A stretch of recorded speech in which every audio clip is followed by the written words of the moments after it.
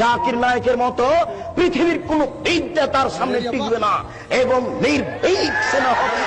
আমি মুসলিম চির রণবীর, মরণকে করি না ভয়, মরলে শহীদ বাঁচলে গাজী।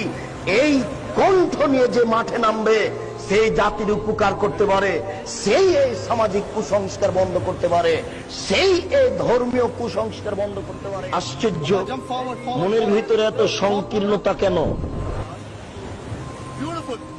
সারা পৃথিবীকে কি দিয়ে ঠেকাবেন? বলছে যে জাকির নায়েক ভুল পথে আছে, তো জাকির নায়েককে আপনি কিভাবে ঠেকাবেন? ও তো আকাশ দিয়ে চলছে, সারা পৃথিবীর বিদ্যানকে কাট করে দিয়েছে, ঠেকান দেখি।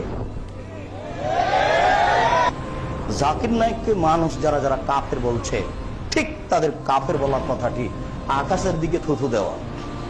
আকাশের দিকে থুথু দিলে মুখের উপরেই পড়বে। অতএব জাকির নায়েককে কাফের বলে এসব মিডিয়া ঠেকানো যাবে না। তারা কত দিনের খিদমত করছে এটা তারা বুঝতে চায় না। আর একজন বেধর্মী বিদ্বান, আল্লাহর একটা বড় তার প্রতি দয়া অনুগ্রহ, যে যে কোনো বিদ্বান তার সামনে দাঁড়ালে এত দলিল পেশ করতে পারেন যে সে বিদ্বান বুদ্ধি হারিয়ে দেয়। তো এরকম একটা সচেতন মানুষ যার খিদমত আল্লাহ কবুল করেছেন, তার খিদমতকে ঠেকানো